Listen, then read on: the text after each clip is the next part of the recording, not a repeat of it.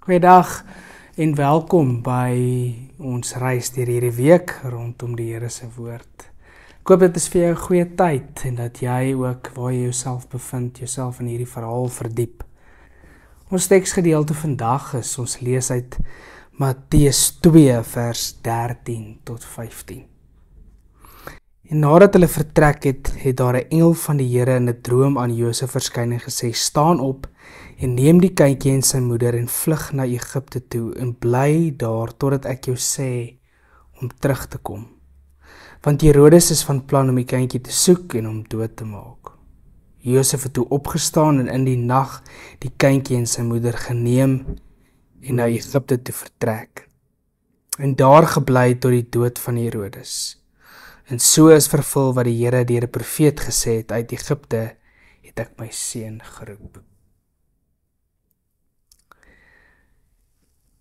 Jesus en sy moeder en sy vader wat as vlugtelinge moet vlug vir hierdie kind se lewe.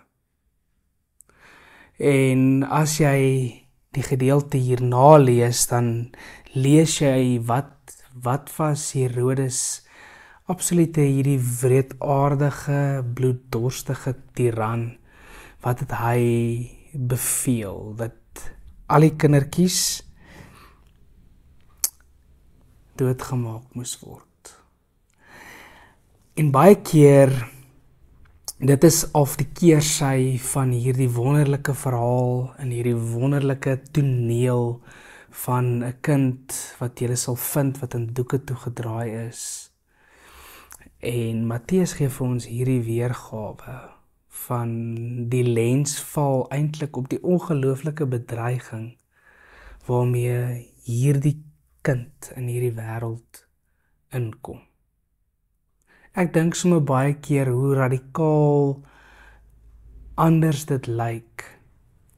Daar's nie tyd om in te burger en as 'n nuwe huisgesin hulle voete te vind nie. Maar dat hierdie vredevors, en ons is met hierdie afgelope temas besig gewees, hoe hierdie kind van vrede, hierdie vredevors, die een sal wees wat 'n koninkryk kom vestig van vrede. Hoe dit direk indruis teen die heersers van die dag. Soveel so dat dit lewensgevaarlik word. Nou dit is hierdie Jesuskind en sy gesin wat as vlugtelinge na Egipte toe moet vlug.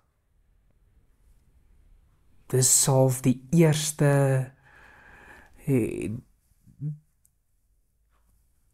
bestemming na hierdie geboorte, is dat hy en sy gesin moet vlug.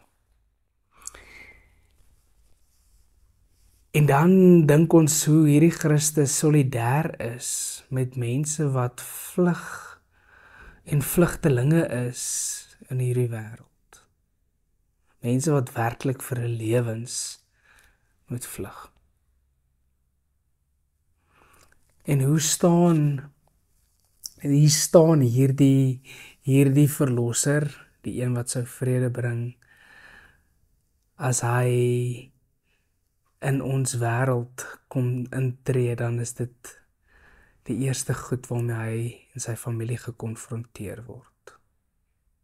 Wil jy net vir 'n oomblik jou aandag daarop vestig, om dit ook vas te hou. Te dink aan mense wat weerloos is, wat gereeld op die vlug moet slaan omdat hulle lewens bedreig word. Want daar waar hulle leef en woon, daar word hulle deur die heersers van die dag se lewe, is hulle lewens in gevaar. Die vreemdeling, Jesus wat as 'n vreemdeling, as 'n vlugteling opdaag. En amper 'n sterk boodskap dat hy solidêr staan tot vlugtelinge en vreemdelinge. En vir my en vir jou, die uitnodiging oor hoe ons ook ons gesindheid oor die vreemdeling, die wat misontwortel is, die wat eintlik geen heenkome het nie. Dat die Here vir my en vir jou ook nooi met hierdie absolute radikale inkom in hierdie wêreld in. Ons moet ander oë kyk na mense wat soortgelyk ook vlugtelinge is en vreemdelinge is. Mag die Here vir my en vir jou opnuut ook in hierdie Kerstyd anders laat kyk. Dat ons nie verby die seer en verby die nood en verby die ongemak van die dinge in hierdie wêreld van ons in ons tyd sal kyk nie. Maar dat ons amper hierdie subteks, hierdie verskuilde boodskap in hierdie verhaal sal raak sien en dat dit ons lewens sal aangryp. Kom ons bid dan ook tot hierdie Here wat solidêr staan saam met die wat ontwortel is en wat vlugtelinge is en wat vreemdelinge is. Getroue en genadige God, U is die een wat in Christus neerdaal om ons te red, te dra en te lei. Ons dankie vir U teenwoordigheid by ons, U teenwoordigheid wat ons bemoedig en vertroos. En dankie o Here dat U in ons wêreld ingetree het om ons te kom vrymaak. So bid ons dit in U naam. Amen. Seën vir jou ook op hierdie dag. Mooi bly.